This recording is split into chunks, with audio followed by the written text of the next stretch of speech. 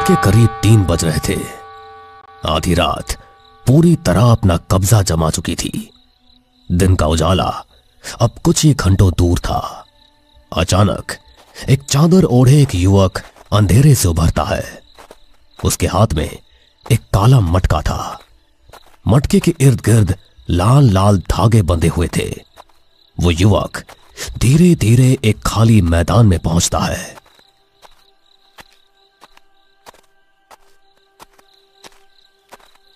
वो अपने साथ लाए फावड़े से जमीन को 4-5 फीट गहराई तक खोदता है और उस गड्ढे में उस काले मटके को दफना देता है। मिट्टी को अच्छी तरह दबाकर वो युवक एक अजीब मुस्कान के साथ वहां से चला जाता है। कुछ दिन बाद वहीं एक युवक आता है। उसका नाम दीपक था। उम्र करीब 30 या 32 वर्ष। उसके साथ उसकी पत्नी तृप्ति थी। दीपक उसे अपनी खरीदी हुई जमीन के पास ले आता है। जैसे ही वो उस जमीन के करीब पहुंचते हैं, आसमान में काले बादल छा जाते हैं। अचानक एक तूफान उठने लगता है। ऐसा लग रहा था मानो प्रकृति स्वयं उन्हें चेतावनी दे रही हो कि वे यहां न रुके। तभी तृप्ति को अचानक अपने पैर में कुछ नुकीला चुभने का एहसास होता है। वो अपने दाएं पैर की ओर देखती है। एक नुकीली लकड़ी का कांटा उसके पैर में गड़ा हुआ था। दीपक झुककर उस कांटे को उसके पैर से निकाल देता है। उसे समझ नहीं आता कि चप्पल में कांटा आखिर आया तो आया कहां से, लेकिन दीपक नहीं जानता था तृप्ति के पैर से गिरता हुआ वो रक्त जमीन के नीचे दफन एक शैतानी रूह तक पहुंच चुका था। कुछ महीनों बाद वहीं एक आलीशान घर खड़ा हो जाता है। घर किसी महल से कम नहीं था। दीपक और तृप्ति वहीं रहने लगते हैं।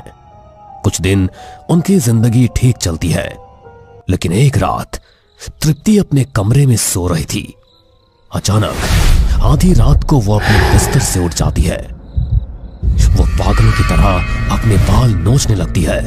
फिर दीवार के पास जाकर अपने सिर को जोर जोर से पीटने लगती है। उसके सिर से गिरता रक्त मानो किसी शैतान के लिए आहुति था। अचानक तृप्ति किसी बंदर की तरह नाचने लगती है और अजीब निगाहों से घूरते हुए दीवार से चिपक जाती है। अचानक उसका शरीर किसी ज़ॉम्बी की तरह अकड़ने लगता है। उसके दोनों पैर अपने आप उल्टे मुड़ जाते हैं। वो धड़ाम से फर्श पर गिर जाती है और फिर एक भयानक मुस्कान के साथ अपने दाएं हाथ से अपनी ही गर्दन मरोड़ देती है। अगली सुबह दीपक उसके कमरे में आता है और उस खौफनाक दृश्य को देखकर वो स्तब्ध रह जाता है। तृप्ति! लेकिन बहुत देर हो चुकी थी। तृप्ति इस दुनिया से जा चुकी थी और यही नहीं, उसके पेट में पल रहा बच्चा भी खत्म हो चुका था। उस भयानक दृश्य को देखकर दीपक वहीं बेहोश हो जाता है। कुछ घंटे बाद जब उसे होश आता है तो वो अपने आप को किसी तरह संभालता है। वो अपनी पत्नी का हॉस्पिटल में पोस्टमार्टम करवाता है। शाम के वक्त वो अपनी पत्नी का अंतिम संस्कार करने ही वाला होता है कि तभी उसी शमशान घाट पर एक तांत्रिक उसकी पत्नी के शव को देखकर अंतिम संस्कार रुकवा देता है। रुको बेटा, मुझे लगता है तुम्हारी पत्नी की मौत कोई मामूली तरीके से नहीं हुई है। दीपक चौंक जाता है। बेटा, मुझे लगता है तुम्हारी पत्नी को किसी शैतानी रूह ने मारा है। बाबा, आप ये क्या कह रहे हैं? कौन मेरी पत्नी को मार सकता है? हमने तो किसी का कुछ नहीं बिगाड़ा था। तांत्रिक धीरे से उसकी ओर देखता है। बेटा, दुश्मन बनते नहीं, अपने आप बन जाते हैं। मुझे लगता है तुम्हारी पत्नी पर किसी ने जादू टोना किया है। इसी कारण वो आधी रात को उठी और शायद अपने आप को मार बैठी। उसकी बात सुनकर दीपक का मानो पसीना छूट जाता है। उसका चेहरा डर से सफेद पड़ जाता है। तो बाबा, मैं अब क्या करूं? क्या मैं अपनी पत्नी के शव का अंतिम संस्कार करूं या नहीं? तांत्रिक कुछ पल सोचता है, फिर उससे कहता है, बेटा, तुम अपनी पत्नी का अंतिम संस्कार कर लो, लेकिन याद रखना उसकी अस्थियों को इसी शमशान घाट में लाकर एक हवन कुंड के सम्मुख कुछ क्षणों के लिए रखना होगा, उसके शुद्धिकरण के लिए। उन्हीं अस्थियों के माध्यम से हम पता लगा सकते हैं कि कौन सी शैतानी रूह ने तुम्हारी पत्नी को मारा था। तुम ठीक इसी शमशान घाट में रात के 12 बजे अकेले आ जाना, मैं यही तुम्हारी प्रतीक्षा करूंगा। उस तांत्रिक की बात सुनकर दीपक जी बाबा कहता है और अपनी पत्नी का अंतिम संस्कार कर देता है। इसी तरह ठीक रात के 12 बजे दीपक अपनी पत्नी की अस्थियों को एक कलश में भरकर वापस उस तांत्रिक के पास आता है। उधर वो तांत्रिक हवन कुंड के सामने बैठा हुआ था। उसके सामने कुछ रहस्यमय सामग्री पड़ी थी और वो अपने मन में मंत्रों का उच्चारण कर रहा था। अचानक तांत्रिक अपने पीछे आते दीपक की आहट महसूस करता है। तो आ गए दीपक, क्या तुमने मेरे कहे अनुसार अपनी पत्नी की अस्थियां कलश में भरकर लाए हो? दीपक धीरे धीरे उसके पास आता है और हवन कुंड के सम्मुख बैठ जाता है। बाबा जी, कृपया बताइए कि किसने मेरी पत्नी के ऊपर वो खतरनाक जादू टोना किया था और क्यों? तांत्रिक अपनी बंद आंखें खोलता है। वो तृप्ति की अस्थियों से भरा कलश दीपक के हाथ से ले लेता है और उसे एक गोल घेराव वाले चक्र के बीचों बीच रख देता है। तांत्रिक उस पर मंत्र उच्चारण करने लगता है। फिर वो एक धारदार हथियार से एक जीवित मुर्गे की बलि दे देता है। मुर्गे का गर्म रक्त वो अस्थियों पर थोड़ा सा डाल देता है और फिर अचानक अस्थि कलश के भीतर हलचल होने लगती है।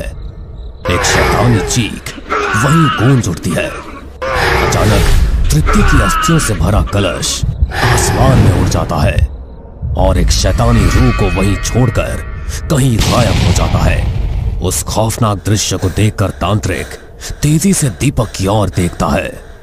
अनर्थ, घोर अनर्थ हो गया बेटा, तुम अभी के अभी इस शहर से चले जाओ, वरना अपनी पत्नी की तरह तुम भी आज रात मारे जाओगे।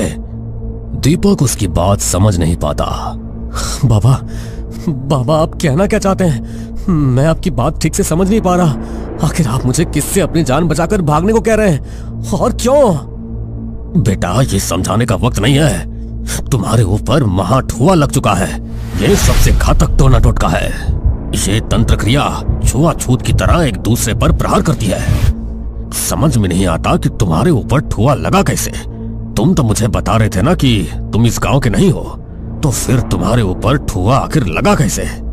दीपक तांत्रिक की बात सुनकर थोड़ा झुक जाता है। बाबा, ये तो मैं नहीं जानता, लेकिन जब से तमोही गांव की खाली जमीन को खरीदा है और जब से मैंने उसमें अपने सपनों का घर बनवाया है, तब से मेरी पत्नी हमेशा बीमार रहने लगी थी। कभी कभार तो वो पागल औरत की तरह हरकत करने लगती थी।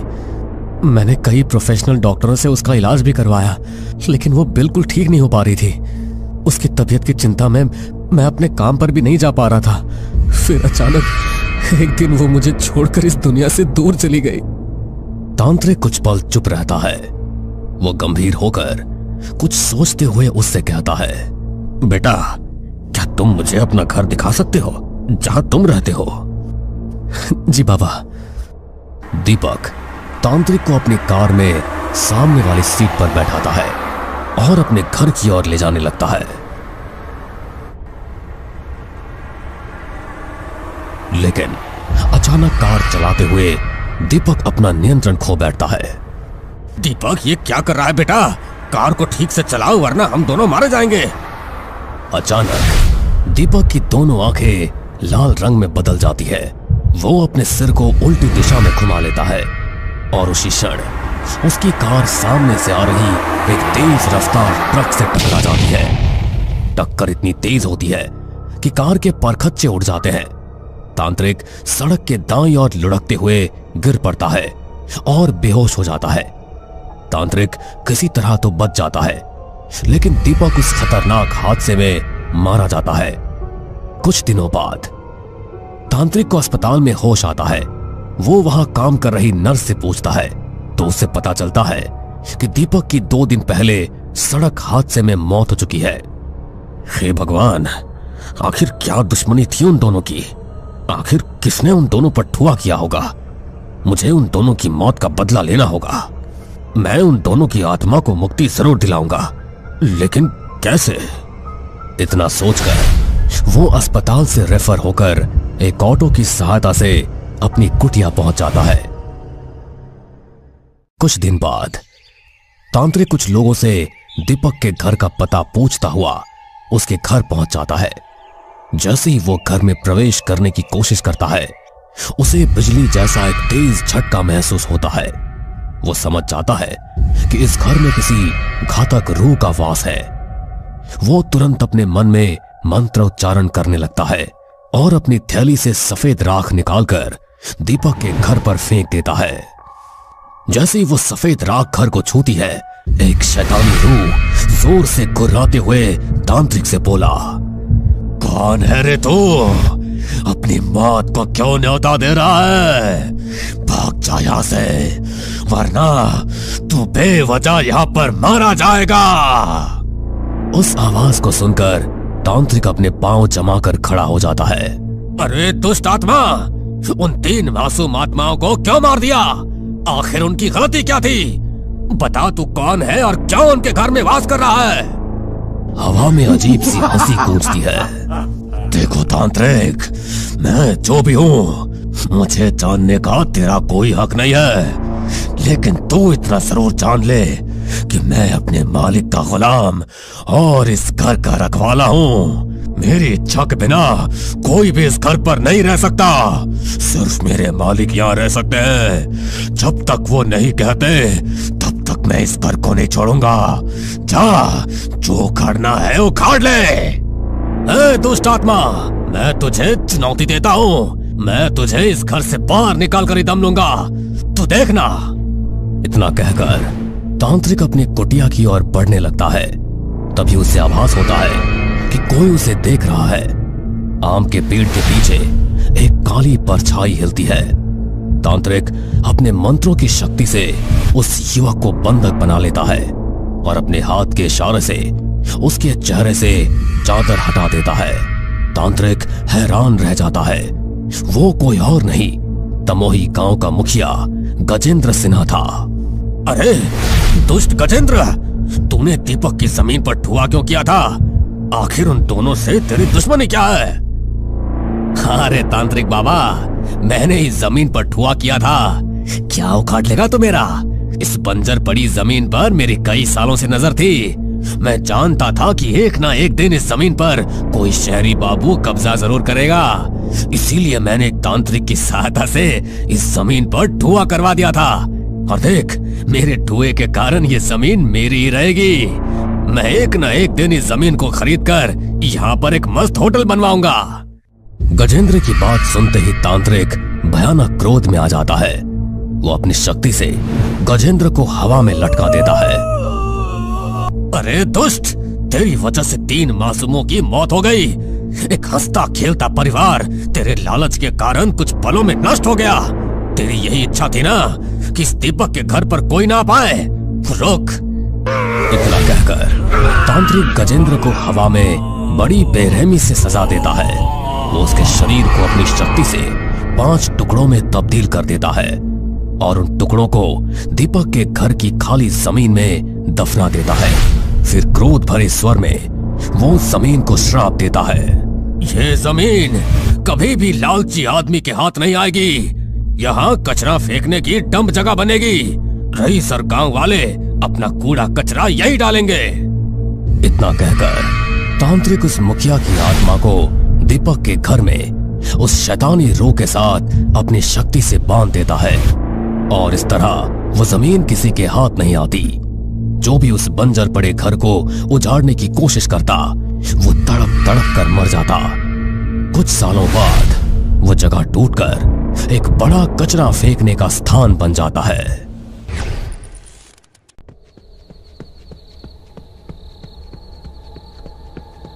रात के घने सन्नाटे में मोहनलाल खेतों से होता हुआ गांव की ओर भागता जा रहा था।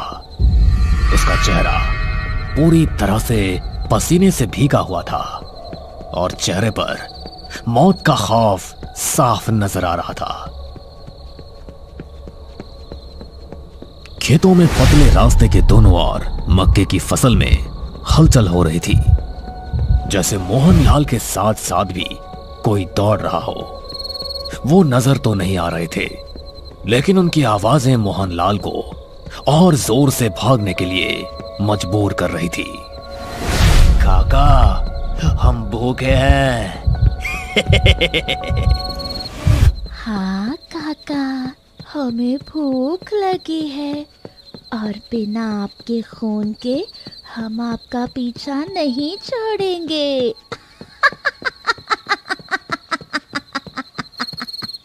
मुझसे बहुत बड़ी भूल हो गई। मुझे तुम लोगों को घर नहीं लाना चाहिए था। मैं हाथ जोड़ता हूँ, मेरा पीछा छोड़ दो।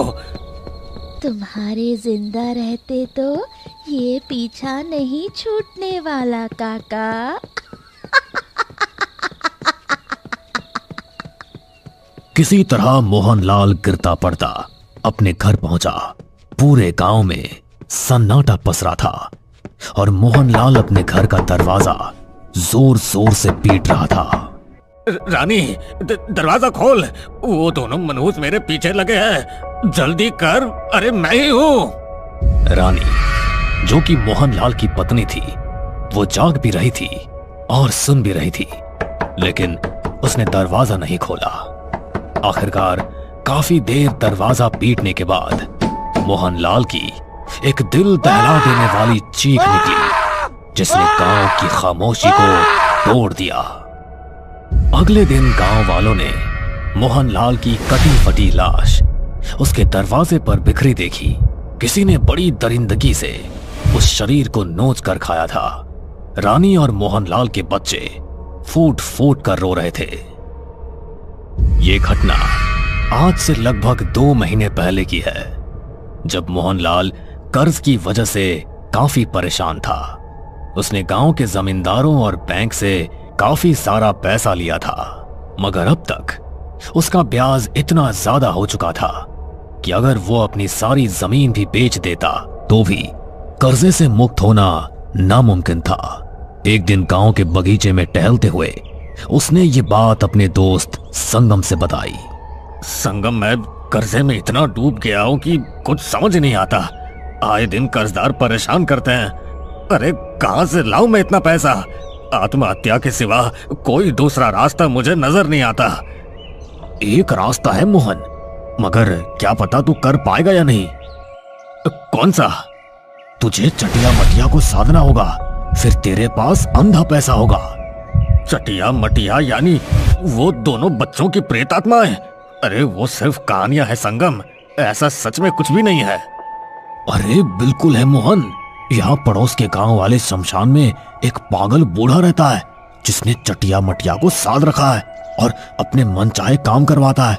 एक बार तू मेरे साथ चल, तेरी पैसों की समस्या ना दूर हो जाए तो कहना। संगम की बातें सुनकर मोहनलाल मान गया। वो दोनों उसी रात बैलगाड़ी से दूसरे गांव की ओर रवाना हो गए।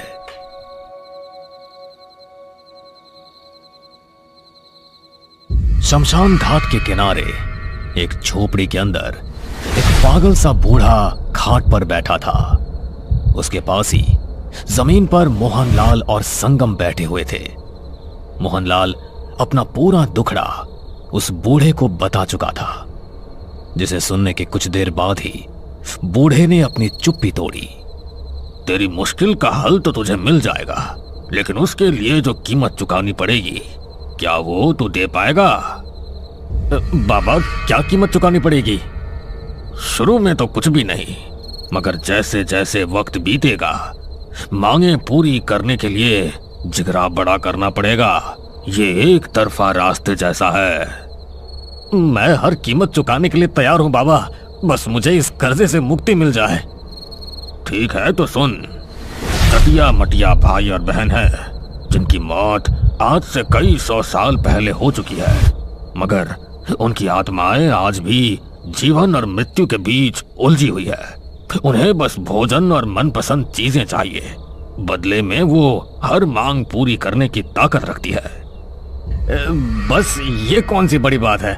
अगर मेरे पास पैसे आ जाएंगे तो भोजन और मनपसंद चीजों की मैं ढेरी लगा दूंगा। अरे इतना आसान नहीं है। पहले खेल खिलौने, फिर मनपसंद खाना, फिर मांस और खून, और आखिर में तेरा मनपसंद खून। मोहनलाल के ऊपर लालच का भूत सवार हो चुका था।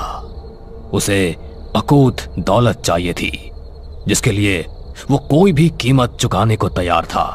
आखिरकार बात तय हो गई। अगली रात मोहनलाल को एक साधना करनी थी, जिससे चटिया मटिया उसके हो जाते। अगली रात शमशान घाट अंधेरे में डूबा हुआ था। जो हल्की फुल्की रोशनी फैल रही थी वो जलती चिताओं से आ रही थी। इधर बूढ़ा, मोहनलाल और संगम एक किनारे साधना करने बैठे थे। जलते हुए हवन कुंड में आहुति डाली जा रही थी।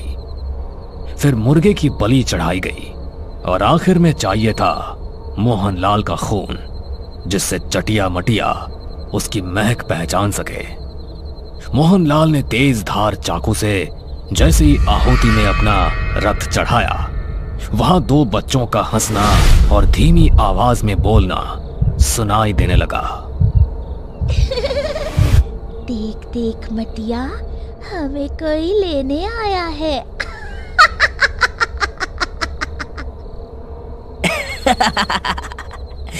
अब मिलेगी मनपसंद मिठाई, खिलौने और गर्मा गर्म खून और मांस।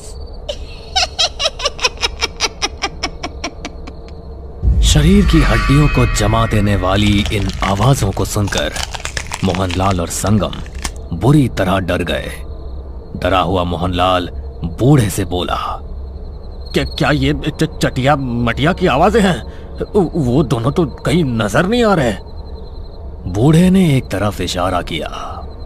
मोहनलाल और संगम ने जैसे ही उस ओर पलट कर देखा, डर के मारे उनकी सांसें खलक में ही अटक गई।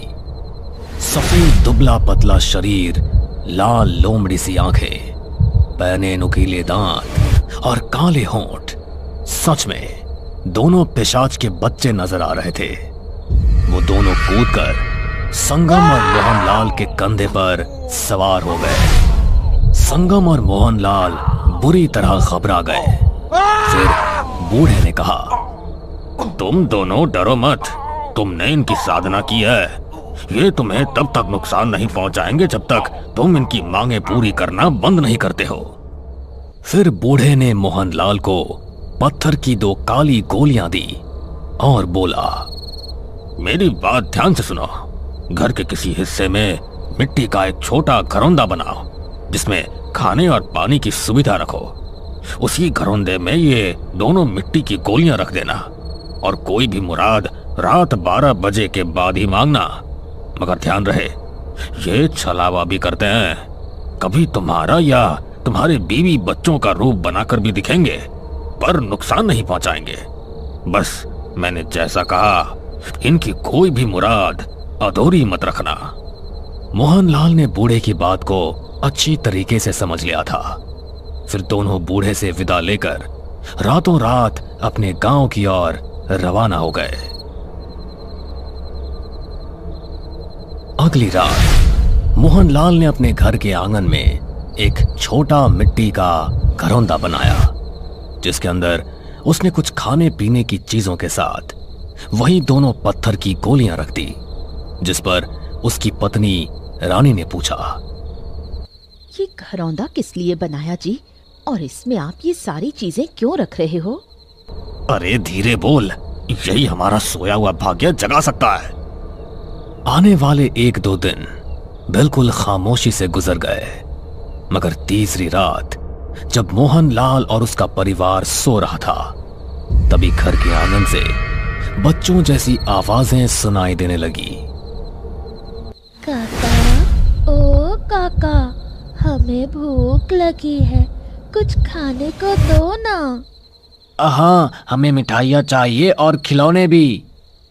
मोहनलाल ने चुपके से उठकर आंगन में झांका। वहां चटिया और मटिया दौड़कर खेल रहे थे। और मोहनलाल को पुकार रहे थे। फिर मोहनलाल ने दूर से ही उन दोनों को खाने के लिए लड्डू और मिठाइयां दी और मन में ढेर सारे धन की मुराद मांगी। अगले दिन मोहनलाल की अलमारी पैसों से भरी मिली। उसकी बीवी काफी हैरान थी, मगर उस वक्त मोहनलाल ने उसे कुछ भी नहीं बताया। अगले कुछ ही दिनों में मोहनलाल ने अपना सारा कर्ज उतार दिया। अब उसे पैसों की कोई कमी नहीं थी। अब वो हर रोज सोने चांदी और पैसों की मांग करता और उसे कभी जमीन में गड़े धन के रूप में तो कभी वसीयत के रूप में सब कुछ मिलने लगा। इधर चटिया मटिया की भी मांगे मिठाइयों से ऊपर उठ चुकी थी। काका, अब हमारा मन मिठाइयों से भर चुका है। हाँ काका, अब हमें बकरे और मुर्गे चाहिए। हमें उनका ताजा गर्म खून और मांस बहुत पसंद है। कुछ वक्त तक तो मोहनलाल उनकी हर मांग बड़ी शिद्दत से पूरी करता रहा। फिर कहीं न कहीं गांव में होने वाली चर्चाओं की वजह से उसका जीना मुश्किल होने लगा। ये बकरे मुर्गे और अजीबोगरीब मांगों की वजह से गांव में मेरा जीना मुश्किल हो रहा है। क्या उपाय करूं? इन सारी मांगों तक तो फिर भी सब कुछ ठीक था। फिर एक दिन चटिया मटिया ने वो मांग कर दी जिस मांग को सुनकर मोहनलाल का खून सूख गया। काका, अब हम जानवरों के खून से ऊब चुके हैं। हमें इंसानी खून चाहिए। हाँ काका, और वो भी आपके खानदान के आखिरी वारिस यानी आपके बच्चे का। नहीं, ऐसा बिल्कुल नहीं हो सकता। मैं अपने बच्चों की बलि नहीं दे सकता। फिर तो काका, हमें तुम्हारे खून से ही अपनी प्यास बुझानी पड़ेगी। मोहनलाल को कुछ भी नहीं सूझ रहा था। वो पूरी तरह फंस चुका था। अब उस बूढ़े की बात का सही मतलब समझ में आ रहा था। कुछ दिन और गुजर गए। मोहनलाल चटिया मटिया की मांगे अनसुनी करता रहा। आखिरकार एक दिन उसने गुस्से में आकर वो दोनों पत्थर की गोलियां बाहर फेंक दी और उस बूढ़े के पास चल पड़ा। वहां मोहनलाल ने अपनी सारी आपबीती बूढ़े से बताने के बाद कहा, बाबा, अब आप ही मुझे और मेरे परिवार को बचा सकते हैं। कोई तो उपाय होगा। बूढ़ा काफी देर सोचने के बाद बोला, जो बचा हुआ रास्ता था उसे भी तुमने बंद कर दिया। तुम अगर चटिया मटिया के रूप में मिली पत्थर की गोलियों को घर से बाहर न फेंकते तो शायद मैं कुछ कर सकता था, मगर अब ये नामुमकिन है। दोनों बातें कर ही रहे थे कि उन्हें चटिया मटिया के फुसफुसाने और हंसने की आवाजें सुनाई देने लगी। फिर आवाज साफ हो गई। बूढ़े बाबा, तुमने हमें इस नासमझ के हाथों सौंप दिया। हम भूखे हैं। हाँ, और हमें ताजे खून के साथ साथ तुम्हारा ठंडा लहू भी चाहिए। नहीं, इसमें मेरी कोई गलती नहीं है। देखो, मुझे छोड़ दो। चटिया मटिया बूढ़े के आगे पीछे तालियां बजाते हुए दौड़ने लगे। ताली बजाते हुए उनकी हथेलियों से चिंगारियां निकल रही थी। देखते ही देखते वो बूढ़े के शरीर का मांस नोचने लगे और उसका खून पीने लगे। ये नजारा देखकर मोहनलाल बुरी तरह डर गया और दोबारा अपने गांव की ओर भागा। उसने घर पर अपनी पत्नी से बोल रखा था कि उसके जाने के बाद उसका नाम लेकर कोई कितनी भी आवाज लगाए, खोलना मत, क्योंकि चटिया मटिया छलावा भी करते थे। कहते हैं आज भी आधी रात के वक्त मोहनलाल के घर के बाहर बच्चों के खेलने और हंसने की आवाज सुनाई देती। गांव वालों को अक्सर मक्के के खेतों में मोहनलाल की भी आत्मा रोती हुई दिखाई देती है। लालच वो चिराग है जो जलकर कुछ देर की रोशनी दे सकता है, लेकिन उसके बुझने पर उठने वाला धुआं पछतावे की घुटन के सिवा और कुछ भी नहीं दे सकता। दोस्तों, अगर ये कहानी आपको पसंद आई हो तो हमें सब्सक्राइब करें, और आपके पास भी है कोई ऐसी ही डरावनी कहानी तो हमें ईमेल करें। हम आपकी कहानी पर भी वीडियो बनाने की कोशिश जरूर करेंगे। रात के करीब 3 बज रहे थे। आधी रात पूरी तरह अपना कब्जा जमा चुकी थी। दिन का उजाला अब कुछ ही घंटों दूर था। अचानक एक चादर ओढ़े एक युवक अंधेरे से उभरता है। उसके हाथ में एक काला मटका था। मटके के इर्द गिर्द लाल लाल धागे बंधे हुए थे। वो युवक धीरे धीरे एक खाली मैदान में पहुंचता है।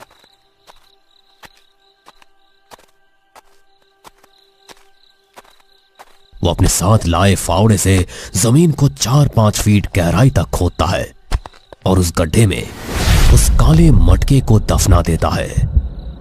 मिट्टी को अच्छी तरह दबाकर वो युवक एक अजीब मुस्कान के साथ वहां से चला जाता है। कुछ दिन बाद वहीं एक युवक आता है। उसका नाम दीपक था। उम्र करीब 30 या 32 वर्ष। उसके साथ उसकी पत्नी तृप्ति थी। दीपक उसे अपनी खरीदी हुई जमीन के पास ले आता है। जैसे ही वो उस जमीन के करीब पहुंचते हैं, आसमान में काले बादल छा जाते हैं। अचानक एक तूफान उठने लगता है। ऐसा लग रहा था मानो प्रकृति स्वयं उन्हें चेतावनी दे रही हो कि वे यहां न रुके। तभी तृप्ति को अचानक अपने पैर में कुछ नुकीला चुभने का एहसास होता है। वो अपने दाएं पैर की ओर देखती है। एक नुकीली लकड़ी का कांटा उसके पैर में गड़ा हुआ था। दीपक झुककर उस कांटे को उसके पैर से निकाल देता है। उसे समझ नहीं आता कि चप्पल में कांटा आखिर आया तो आया कहां से, लेकिन दीपक नहीं जानता था तृप्ति के पैर से गिरता हुआ वो रक्त जमीन के नीचे दफन एक शैतानी रूह तक पहुंच चुका था। कुछ महीनों बाद वहीं एक आलीशान घर खड़ा हो जाता है। घर किसी महल से कम नहीं था। दीपक और तृप्ति वहीं रहने लगते हैं। कुछ दिन उनकी जिंदगी ठीक चलती है, लेकिन एक रात तृप्ति अपने कमरे में सो रही थी। अचानक आधी रात को वो अपने बिस्तर से उठ जाती है। वो पागलों की तरह अपने बाल नोचने लगती है। फिर दीवार के पास जाकर अपने सिर को जोर जोर से पीटने लगती है। उसके सिर से गिरता रक्त मानो किसी शैतान के लिए आहुति था। अचानक तृप्ति किसी बंदर की तरह नाचने लगती है और अजीब निगाहों से घूरते हुए दीवार से चिपक जाती है। अचानक उसका शरीर किसी ज़ॉम्बी की तरह अकड़ने लगता है। उसके दोनों पैर अपने आप उल्टे मुड़ जाते हैं। वो धड़ाम से फर्श पर गिर जाती है और फिर एक भयानक मुस्कान के साथ अपने दाएं हाथ से अपनी ही गर्दन मरोड़ देती है। अगली सुबह दीपक उसके कमरे में आता है और उस खौफनाक दृश्य को देखकर वो स्तब्ध रह जाता है। तृप्ति! लेकिन बहुत देर हो चुकी थी। तृप्ति इस दुनिया से जा चुकी थी और यही नहीं, उसके पेट में पल रहा बच्चा भी खत्म हो चुका था। उस भयानक दृश्य को देखकर दीपक वहीं बेहोश हो जाता है। कुछ घंटे बाद जब उसे होश आता है तो वो अपने आप को किसी तरह संभालता है। वो अपनी पत्नी का हॉस्पिटल में पोस्टमार्टम करवाता है। शाम के वक्त वो अपनी पत्नी का अंतिम संस्कार करने ही वाला होता है कि तभी उसी शमशान घाट पर एक तांत्रिक उसकी पत्नी के शव को देखकर अंतिम संस्कार रुकवा देता है। रुको बेटा, मुझे लगता है तुम्हारी पत्नी की मौत कोई मामूली तरीके से नहीं हुई है। दीपक चौंक जाता है। बेटा, मुझे लगता है तुम्हारी पत्नी को किसी शैतानी रूह ने मारा है। बाबा, आप ये क्या कह रहे हैं? कौन मेरी पत्नी को मार सकता है? हमने तो किसी का कुछ नहीं बिगाड़ा था। तांत्रिक धीरे से उसकी ओर देखता है। बेटा, दुश्मन बनते नहीं, अपने आप बन जाते हैं। मुझे लगता है तुम्हारी पत्नी पर किसी ने जादू टोना किया है। इसी कारण वो आधी रात को उठी और शायद अपने आप को मार बैठी। उसकी बात सुनकर दीपक का मानो पसीना छूट जाता है। उसका चेहरा डर से सफेद पड़ जाता है। तो बाबा, मैं अब क्या करूं? क्या मैं अपनी पत्नी के शव का अंतिम संस्कार करूं या नहीं? तांत्रिक कुछ पल सोचता है, फिर उससे कहता है, बेटा तुम अपनी पत्नी का अंतिम संस्कार कर लो, लेकिन याद रखना उसकी अस्थियों को इसी शमशान घाट में लाकर एक हवन कुंड के सम्मुख कुछ क्षणों के लिए रखना होगा, उसके शुद्धिकरण के लिए। उन्हीं अस्थियों के माध्यम से हम पता लगा सकते हैं कि कौन सी शैतानी रूह ने तुम्हारी पत्नी को मारा था। तुम ठीक इसी शमशान घाट में रात के 12 बजे अकेले आ जाना, मैं यहीं तुम्हारी प्रतीक्षा करूंगा। उस तांत्रिक की बात सुनकर दीपक जी बाबा कहता है और अपनी पत्नी का अंतिम संस्कार कर देता है। इसी तरह ठीक रात के 12 बजे दीपक अपनी पत्नी की अस्थियों को एक कलश में भरकर वापस उस तांत्रिक के पास आता है। उधर वो तांत्रिक हवन कुंड के सामने बैठा हुआ था। उसके सामने कुछ रहस्यमय सामग्री पड़ी थी और वो अपने मन में मंत्रों का उच्चारण कर रहा था। अचानक तांत्रिक अपने पीछे आते दीपक की आहट महसूस करता है। तो आ गए दीपक, क्या तुमने मेरे कहे अनुसार अपनी पत्नी की अस्थियां कलश में भरकर लाए हो? दीपक धीरे धीरे उसके पास आता है और हवन कुंड के सम्मुख बैठ जाता है। बाबा जी, कृपया बताइए कि किसने मेरी पत्नी के ऊपर वो खतरनाक जादू टोना किया था और क्यों? तांत्रिक अपनी बंद आंखें खोलता है। वो तृप्ति की अस्थियों से भरा कलश दीपक के हाथ से ले लेता है और उसे एक गोल घेराव वाले चक्र के बीचों बीच रख देता है। तांत्रिक उस पर मंत्र उच्चारण करने लगता है। फिर वो एक धारदार हथियार से एक जीवित मुर्गे की बलि दे देता है। मुर्गे का गर्म रक्त वो अस्थियों पर थोड़ा सा डाल देता है और फिर अचानक अस्थि कलश के भीतर हलचल होने